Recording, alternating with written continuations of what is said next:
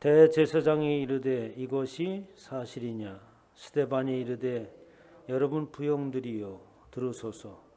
우리의 조상 아브라함이 하란에 있기 전 메소포타미아에 있을 때에 영광의 하나님이 그에게 보여 이르시되 내 고향과 친척을 떠나 내가 내게 보일 땅으로 가라 하시니 아브라함이 갈대아 사람의 땅을 떠나 하란에 거하다가 그의 아버지가 죽음에 하나님이 그를 거기서 너희 지금 사는 이 땅으로 옮기셨느니라.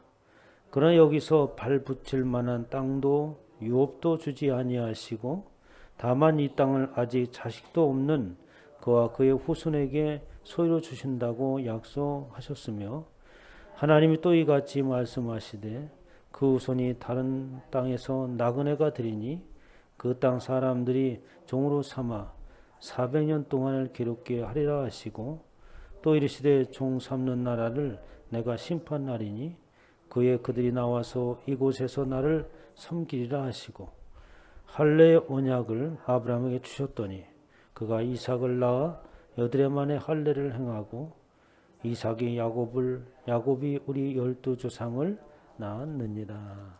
아멘. 할렐루야. 네, 시간에 하나님께서 저와 여러분에게 주시는 말씀은 사도행전 7장 1절로 8절 말씀으로 영광의 하나님. 스데반이 설교를 합니다. 설교할 때에 아브라함 가운데 나타났던 영광의 하나님의 이야기를 시작하고 있죠.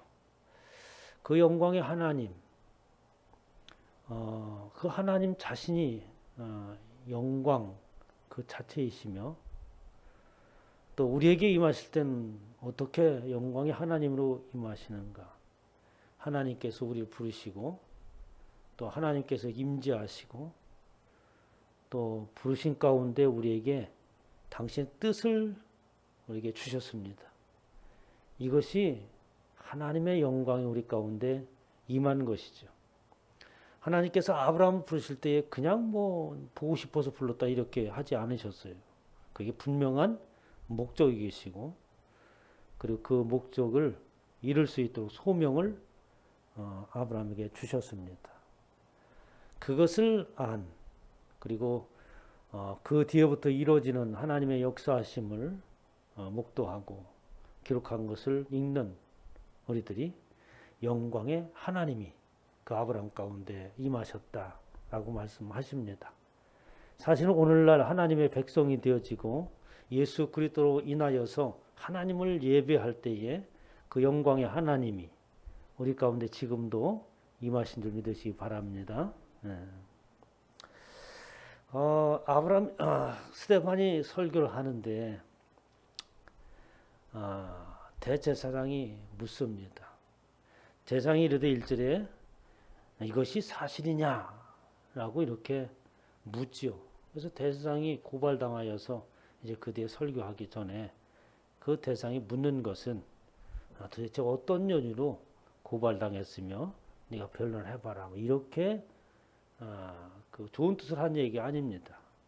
요한복음 9장 22절에 보면 유대인들이 누구든지 예수를 그리스도로 시인하는 자는 출교하기로 결의하였다라고 얘기하면서 예수 그리스도를 주로 시인하는 자마다 유대인이라면 정죄하기로 이미 결정을 내린 상황이에요.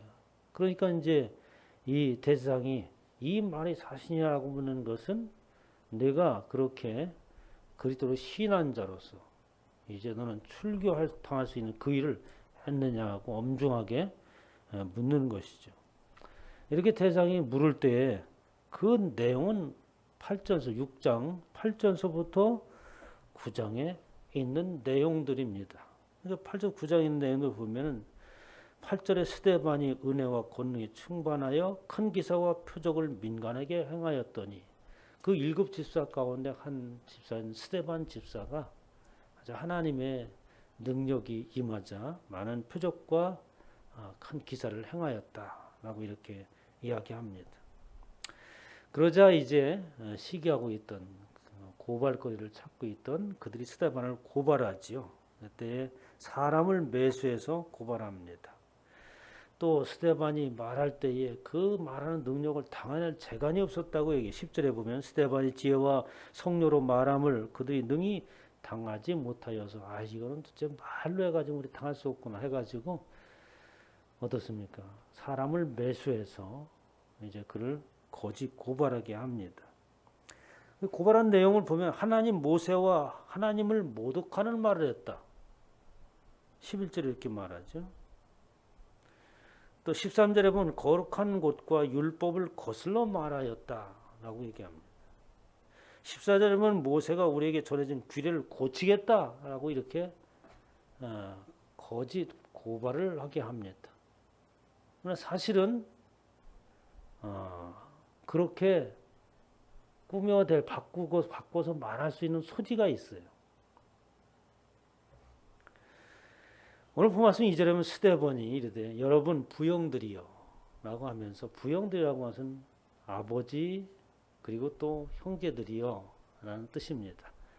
그걸 합쳐서 이제 한 부형들이 하고 있는데 아버지라고 하는 것은 뭐냐면 대제사장을 비롯해서 또 재판장 이런 사람들을 존중하는 의미에서 아버지라는 표현을 썼고 또 형제들이여 라고 그렇게 말하면 거기에 모든 사람들이 유대인들 아닙니까?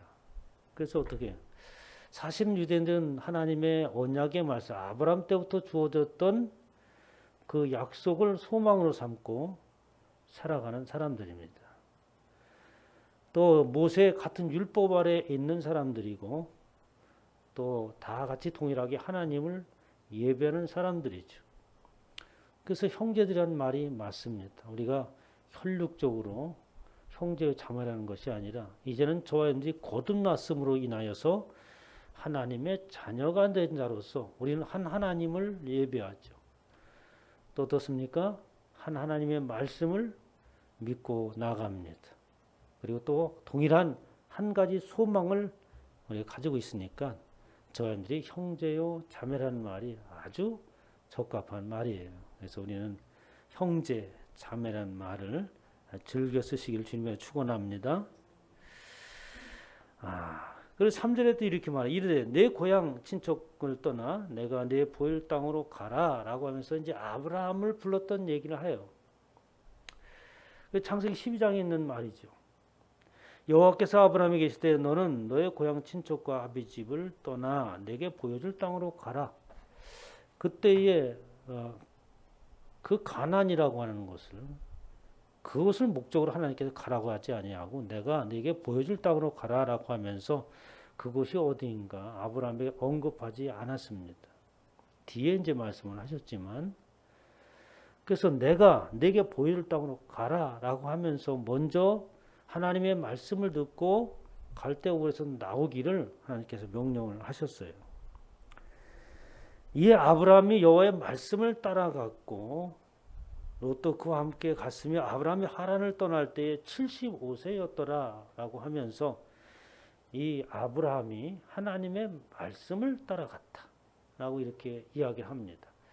하나님의 말씀을 따라갔다고 하는 것은 우리에게 모든 것을 확실하게 보여주고 이렇게 했다면 그 표현을 하나님의 말씀을 따라갔다고 얘기하지 않겠죠.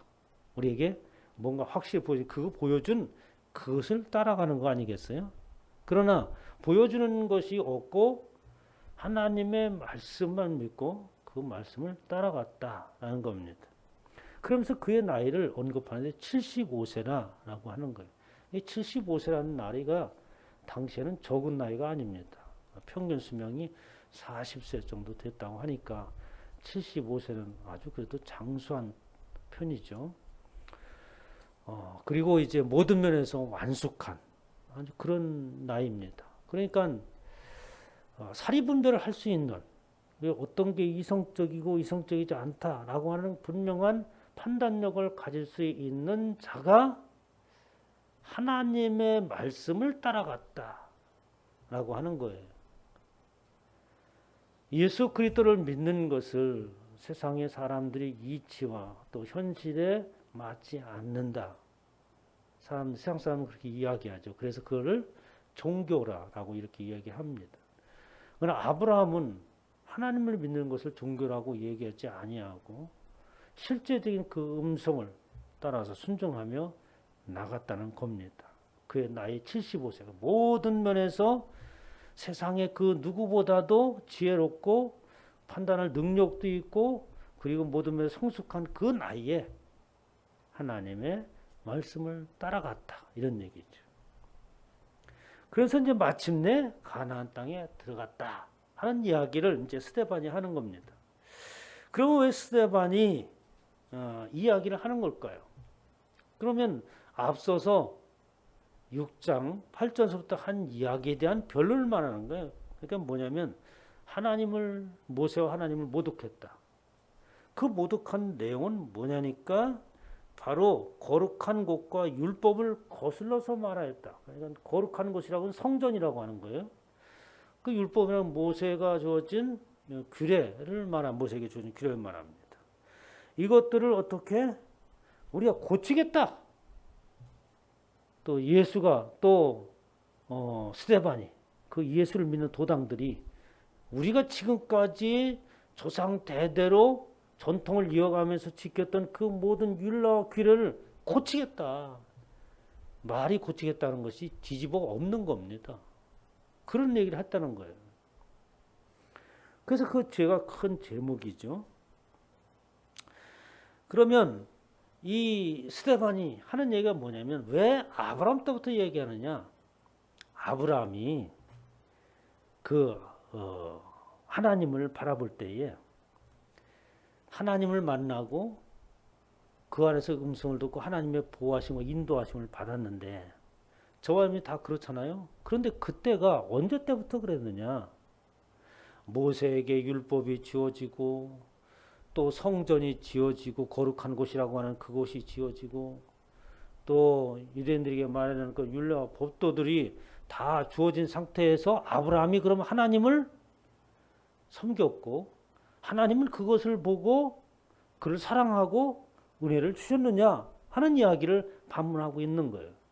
그러니까 지금 유대인들이 이 율례와 법도, 전통, 의식, 예배드리는 의식, 그리고 예배드리는 장소, 예루살렘에서만 예배를 드려야 되는데 아무 데서 예배드리면 안 된다.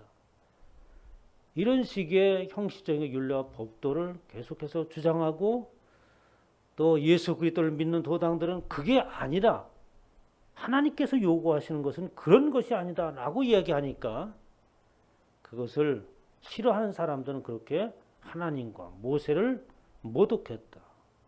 율례와 법도를 고치겠다라고 이렇게 제목을 씌우는 거죠.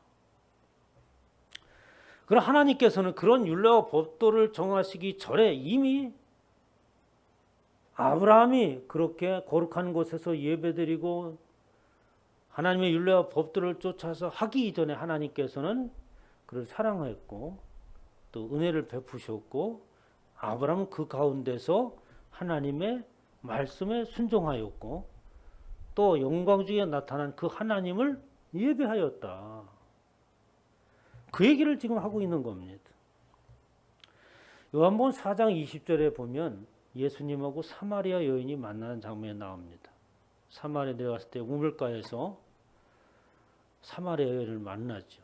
그때 사마리아 여인이 예수님이 보통 분이 아니심을 보고 그리고 그에게 질문을 합니다. 요한복음 4장 20절에 우리 조상들은 이 산에서 예배를 하였는데 당신들의 말은 예배할 곳이 예루살렘에 있다 하더이다. 그러니까 이제 남유다와 그 사마리아는 옛날에 이제 이스라엘이었었죠. 그다음에 이제 예루살렘 구분되어 있었습니다. 그래서 북이스라엘은 여로보암 이후에 사마리아에 거기에다가 성전을 세우고 예루살렘을 못 내려가서 거기서 예배를 하게 했어요. 그러니까 사마리아는 거기가 수도고 거기에서 예배를 드린단 말이에요. 그래서 우리 조상들은 이 산에서 예배했네, 사마리아에서 예배했는데 당신들의 말은 예배할 곳이 예루살렘에 있다고 합디다. 응? 이 여인이 질문이 보통 질문이 아닌 거예요. 왜? 하나님을 예배하는 것은 정해진 한 곳에서만 예배해야 되는데 지금 우리는 예루살렘이라고 하는 곳에서 사마리아에 있는 곳에서 나누어서 지금 예배를 드리고 있지 않냐.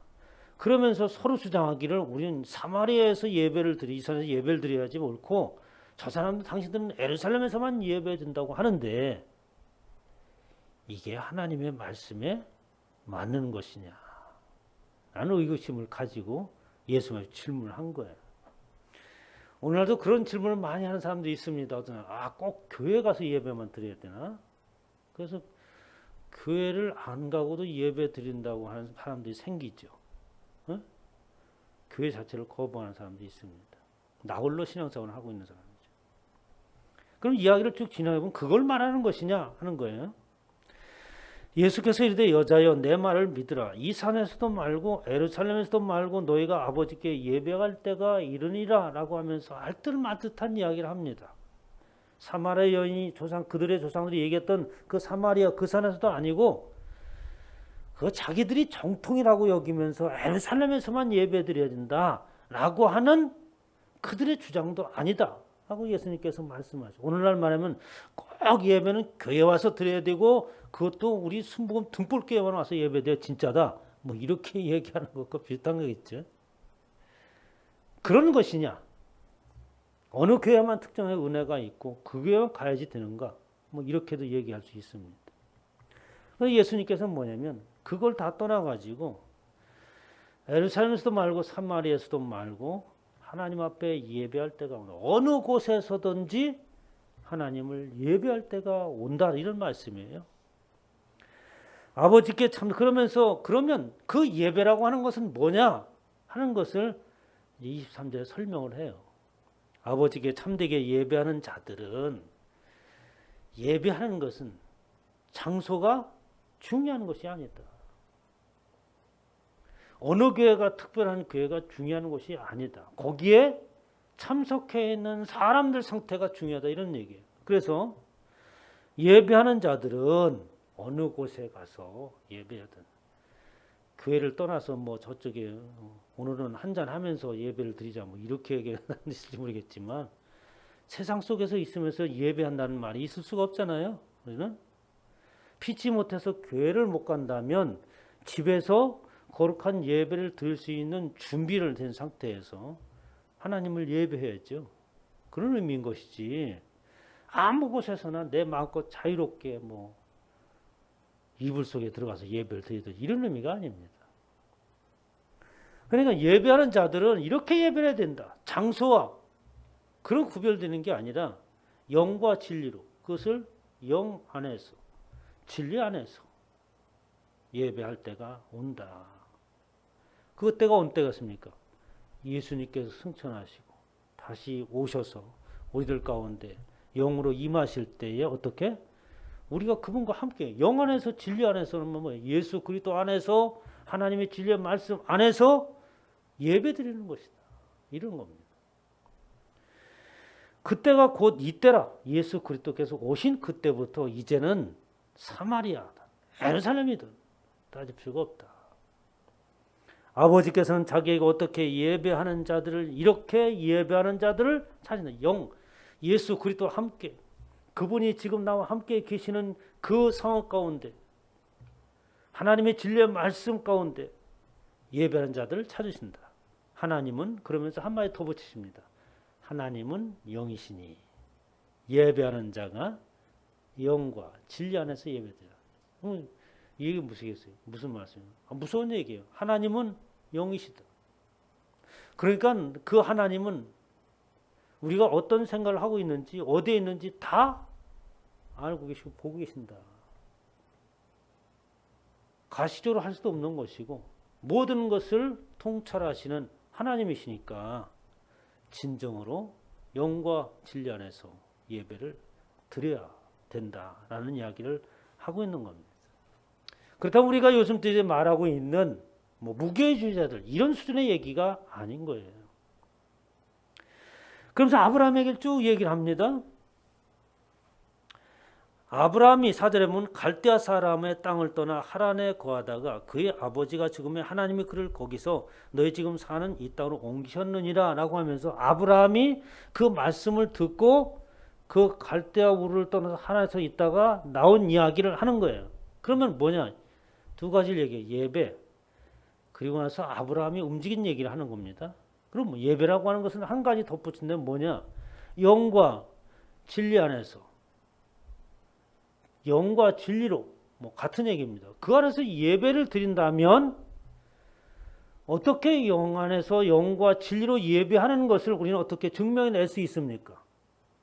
아브라함이 그 하나님의 말씀, 진리의 말씀 안 듣고 그리고 그분을 영광의 하나님을 만난 것은 바로 어떻게 하나님의 영이죠. 안에서 하나님을 뵌 것이죠. 그렇다면 어떻게 하나님의 말씀에 순종하는 증거가 우리 가운데 있어야 되는 줄 믿으시기 바랍니다. 예배 드린다고 하는 것은 그냥 찬송 부르고 기도하고 말씀 듣고 헌금 이게 아니에요. 그 말씀을 듣고 그 말씀에 부합된 반응이 우리 가운데 나타나는 그 순간까지 그게 예배예요. 그러니까 예배라고 하는 개념을 어떻게 지금 스데반이 다시 설명하고 있는 거예요. 당신들은 어디 주장, 어디 장소, 어디 능력이 나타난 교회 뭐 이런 것을 얘기하고 있지만 그 다 쓸데없는 것이다. 한 명이 예배하는 곳에 가 있던 피치 못해서 집안에서 예배할 수 있는 상황이 될 수밖에 없는 상황 가운데 있다면 그곳에서 어떻게 하나님의 말씀 안에서 그분의 임재 가운데서 그리고 그 말씀을 들었다면 그 말씀에 순종하는 삶을 통하여서 내가 하나님을 영과 진리 안에서 예배했다는 증거를 드러내야 되는 거예요. 그래서 어떻게 합니까? 그 모습은 바로 하나님 앞에 드려지는 예물인 거죠. 내가 진리의 말씀 안에 산 예물이 되는 겁니다. 이렇게 할 때에 우리는 진정한 하나님을 예배하는 것이다. 당신들이 나를 지금 정죄하고 공항에 가두면서 지금 나를 재판을 지금 받게 하고 있지만 예수 그리스도가 오신 이때부터는 상황이 달라졌다 하는 이야기를 하는 겁니다. 이때 예수님께서 사마리아에게 한 이야기는 이 엄청난 얘기예요. 그러니까 지금까지 유대인들이 해왔던 전통을 어떻게 뒤집는 얘기인 거예요. 예루살렘에서 예배 안 해도 돼. 이런 얘기인 거예요. 그러니까 엄청난 파장을 일으킬 수밖에 없는 거죠. 그러면서 하나님이 그를 거기서 너희 지금 사는 이 땅으로 옮기셨다. 그런데 아브라함이 갈대아 우르집에서 나왔는데 그 표현을 이 스데반이 뭐라고 했냐면 하나님이 그를 옮기셨다고 표현하고 있는 거예요. 우리는 하나님의 말씀을 듣습니다. 그 말씀을 듣는 것은 내가 들려지는 것은 하나님의 계획하에 있는 말씀이 들려지는 줄 믿으시기 바랍니다. 그래서 계획 안에 있는 말씀을 들려서서 내가 그 일을 믿음으로 순종하고 행하였다면 그건 누가 한 거예요? 하나님이 하신 거잖아요. 그래서 내가 살아가는 처소니 어디든 간에 하나님께서 예배하시고 계획하신 곳으로 하나님의 백성들은 가는 것인 줄 믿으시기 바랍니다. 우리의 일거수 일투족 모든 것들이 하나님의 인도하심과 예배하심 아주 그 치밀하게 우리를 위한 하나님의 호의 안에서 계획하시고 그 길을 걸어가게 하시는 거예요. 그래서 하나님의 백성들은 결코 실패함이 없다. 지금 봤을 때 어려움이 있다 하지라도 전체적인 것을 보면 언젠가는 그를 통해서 영광을 받으시고 치밀하게 계획하신 하나님의 뜻을 알 때가 오는 거죠. 하나님의 백성은 실패할 수가 없습니다. 그런데 여기에서 아브라함이 갈대아 우르를 떠났다. 야, 대단한 믿음이다 라고 이렇게 우리는 이야기하지만 내가 실제적으로 아브라함이었다고 생각한다면 이 큰 문제점이 두 가지가 있습니다. 5절에 보면 그러나 그렇게 아브라함이 영광의 하나님 안에서 순종하고 나왔다. 그것은 하나님께서 계획하신 것이었고 하나님의 진리의 말씀으로 또 하나님의 영 안에서 예배를 드릴 때의 그 음성이 들려지고 그 순종으로 행한 것은 결국 하나님께서 그를 옮기신 것이다. 그러나 여기서 그 상황을 현실을 놓고 볼 때는 이야기가 달라진다 이런 얘기 하는 거예요. 뭐냐면 그러나 여기서 발붙일 만한 땅도 유업을 주지 아니하고 아브라함이 갈대아 우르에서 하란에서 가나안 땅으로 가고 그 가나안 땅 갈 때에 도대체 하나님께서는 그 가나안 땅을 주시겠다고 약속을 하셨는데 발붙일 만한 땅도 안 주셨다. 아주 조그마한 손바닥만한 땅도 그게 주지 않았다. 우리가 뭔 일을 보면 어떤 가능성이라고 하는 것이 보여질 때가 있잖아요. 그런 가능성이 보일 때는 뭡니까? 그냥 보이는 뭔가가 현실적으로 나타나. 그리고 그걸 볼 때 가능성이 있어. 이렇게 생각하잖아요. 그럼 사람들은 그거를 믿음이라고 보는 거예요. 그렇지 않습니다. 우리 믿음이라고 하는 것은 하나님의 영 안에서 진리의 말씀을 들을 때에 현실적으로 내 앞에 아무것도 보이지 않지만 가질 수 있는 믿음이에요. 그게 진짜 믿음이에요. 그 얘기를 하고 있는 거예요. 아브라함이 그 말씀을 듣고 갈대우를 돌고 하란을 지나서 가나안 땅으로 갔어. 그러나 갔지만은 현실은 그게 아니더라. 도대체 발붙일 만한 손바닥만한 땅도 하나님께서는 주지 아니하시고 그에게 말씀하시기를 이 가나안 땅을 다 너에게 주겠다 라고 말씀을 하셨는데 이게 어디 도대체 상식적으로 맞는 말이냐? 누가 이 말씀을 믿고 따라갈 수 있겠느냐? 아브라함은 영과 진리 안에서 하나님을 뵙고 그 말씀에 순종하는 것으로 답했다. 이게 아브라함을 믿음의 조상이라고 얘기해요. 이렇게 한 가지 그렇게 보여지는 현실이 전혀 없었다. 발붙임만 땅도 안 뒀는데 그 가나안 땅을 주시겠다고 하는 그 언약의 말씀을 믿었다고 하는. 두 번째 문제가 뭐냐면 이 땅을 아직 자식도 없는 그와 그의 후손에게 후손으로 주신다고 약속하셨으며 라고요. 그런데 자신에게 주는 것이 아니라 줄 뿐만 아니라 지금 아브라함이 갈대우를 떠날 때 75세라고 그랬잖아요. 자녀가 있어도 여러 날 때입니다. 이제는 그가 나이가 들어서 점점점 희망이 사라지는 때예요. 나이가 90이 넘고 100세가 되기 전까지 없었으니까 그때는 뭐 이미 다 모든 상황이 끝나버리는 그런 상황입니다. 75세까지 자녀가 없었어. 아니 99세까지 없었죠. 근데 75세 그때 당시 없었던 거야. 그렇게 아주 완숙되어지고 모든 면에서 성숙되어진 그 상황 가운데 없었으면 이제는 자녀 없이도 살겠다라고 하는 마음이 아마 들기도 했을 거예요. 그런데 하나님은 말씀을 그 땅을 너에게 주겠다고 하는 것이 아니라 지금 내게 자손이 없는데 후손에게 주겠다고 하는 거예요. 그러면 이런 것들을 누가 믿을 수 있겠느냐? 아브라함이 그 얘기를 하고 있는 거예요. 히브리서 11장에 그것을 이렇게 말하죠. 믿음이라고 하는 것은 바라는 것들의 실상이다. 보지 못하는 것들의 증언이니 선진들이 이로써 증거를 얻었느니라 라고 하면서 아브라함과 믿음의 선진들이 믿어왔던 내용들을 설명합니다. 그건 뭐예요? 바랄 수 없는 증이라는 말을 여러 가지로 해석되지만 여기서 해석하는 것은 뭐냐면 도저히 기대할 수 없는 상황들, 예측할 수 없는 상황들, 그리고 도저히 있을 수 없는 그런 상황 가운데도 진리의 말씀을 붙들고 있는 그런 겁니다. 저와 여러분들 예수 그리스도 안에서 천국의 소망을 가져야 하는데 천국 갔다 와본 사람이 있습니까? 없잖아요. 하나님의 말씀을 붙들고 있을 수 없는 한 번도 세상 가운데 그런 일이 없었던 그 일을 믿음으로 붙들고 가는 것이 저와 여러분들인 줄 믿으시기 바랍니다. 하나님이 기뻐하실 거예요. 아브라함 정도 그런 믿음으로 우리를 어여삐 보실 것 같아요. 믿음으로 모든 세계가 하나님의 말씀으로 지어진 줄 우리가 아나니 보이는 것은 나타나는 것으로 말미암아 된 것이 아니니라. 사실 그렇잖아요. 우리는 뭐가 있을 때에 반드시 그 무엇을 만들 재료가 있어야 돼. 그렇잖아요. 사람이 하는 일들은 먼저 있었던 뭔가가 있어야 되고 그것을 통해서 다른 것을 만들어내는 거죠.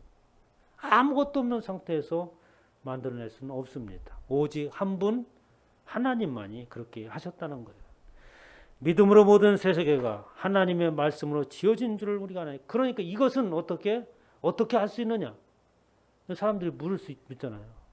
어떻게 하나님이 이 세상을 지은 것을 도대체 어떻게 알 수 있습니까? 권사님 뭐라고 얘기했어요? 하나님이 계시하셨다고 얘기할까요? 그것은 알 수 없습니다. 그래서 뭘로? 믿음으로 하는 거예요. 성경의 말씀은 믿음을 통해서만이 알 수 있는 겁니다. 그래서 히브리서에 그런 얘기는 합니다. 믿음으로 모든 세계가 하나님의 말씀으로 지어지는 것을 우리가 안다. 우리는 그렇게 믿음으로 세상에 되어질 일과 된 일들과 모든 것들을 믿음으로 보는 겁니다. 보이는 것은 나타난 것으로 말미암아 되는 것이 아니라 실제적인 것이죠. 이 세상 우주 만물이 보이는 그 어떤 것으로 인해서 만들어진 게 아니지 않습니까? 처음에는 아무것도 없었잖아요. 없었지 않겠어요? 그렇게 바랄 수 없는 중에 믿었던 아브라함이 7절, 6절, 8절에 이렇게 또 하나님께서 언약하시고 그 일이 오늘날 우리 가운데 이루어지지 않았느냐라고 스데반이 말합니다. 오늘 저와 여러분이 살아가는 모든 사람들은 아브라함 하면 훌륭한 믿음, 정말 영광스러운 그런 삶을 사는 그런 분으로 우리는 여기는데 그 아브라함과 나와는 엄청난 거리가 있는 것 같잖아요.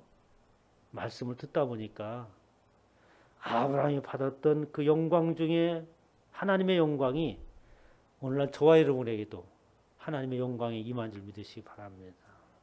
아브라함에게 임했던 거나 지금 우리에게 임했던 거나 차이가 없는 동일한 하나님의 영광이 임하신 거예요. 그런 하나님의 영광이 임한 가운데 승리하는 저와 여러분 되시기를 주님의 이름으로 축원합니다.